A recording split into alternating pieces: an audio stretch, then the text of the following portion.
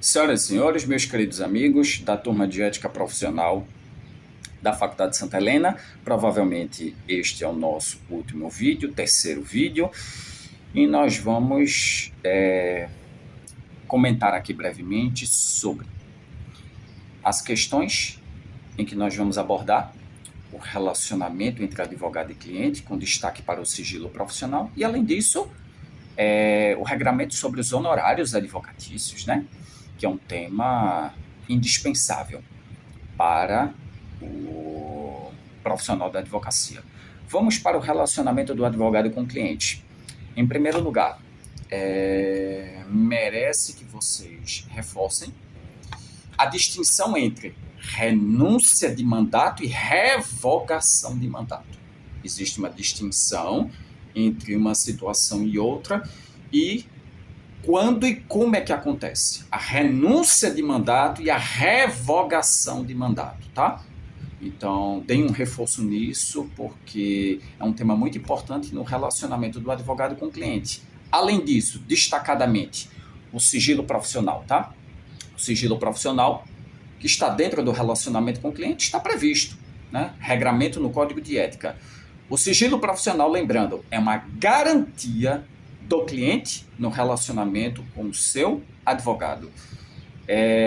Sendo uma garantia do cliente, portanto, tudo quanto o cliente faça de relato e de confidências ao advogado, ele terá a garantia de que o advogado não vai sair por aí comentando sobre relatos e confidências do seu cliente com terceiros. E ao tempo, portanto, que é uma garantia do cliente, esse sigilo profissional é um dever ético do advogado, tá?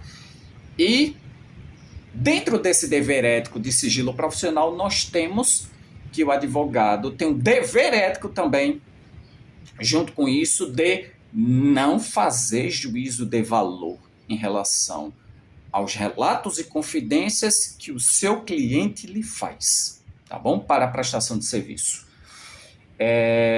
Sendo que o próprio Código de Ética, quando trata do sigilo profissional, nos apresenta o regramento que o sigilo profissional é uma garantia do cliente, mas esse sigilo, contudo, esse sigilo pode ceder, pode ser afastado em circunstâncias excepcionais. Quando, por exemplo, ilustrativamente, o cliente faz ameaças ao advogado.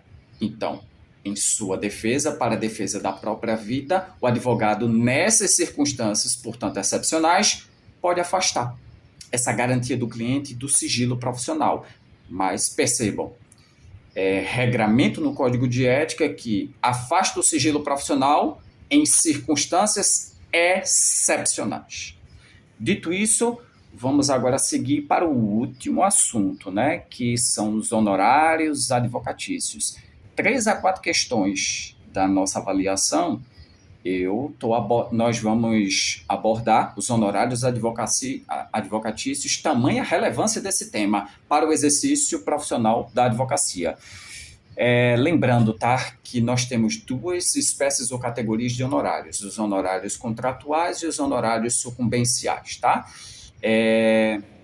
Os critérios para fixação dos honorários contratuais estão previstos no Código de Ética. O regramento sobre honorários advocatícios, especialmente os contratuais, a gente tem previsão no Código de Ética, combinado com o Estatuto da Advocacia, tá bom? Fica este reforço. E os critérios, por sua vez, para a fixação dos honorários sucumbenciais estão previstos no artigo 85 e seguintes do Código de Processo Civil. Por quê? Enquanto os honorários contratuais são livremente pactuados entre advogado e cliente, os honorários sucumbenciais são fixados pelo Poder Judiciário ao final da demanda, tá bom? E dito isso, meus queridos amigos, eu acho que merece lembrete aqui o seguinte: quando o advogado precisa assumir a função de defensor dativo. Nós vimos isso em sala de aula, nós vimos essa situação em ilustração, quando o advogado tem que assumir a função de defensor dativo, ou seja, em determinada localidade, não há disponibilidade de defensor público. Então, nesses casos, o advogado pode assumir esse munus, essa função de defensor dativo. E nesses casos, como é que será fixado os honorários do advogado que exerce esse munus de defensor dativo, tá bom? Então, fica esse reforço para vocês e ademais. Bons estudos, fico por aqui e até a próxima terça-feira na nossa avaliação.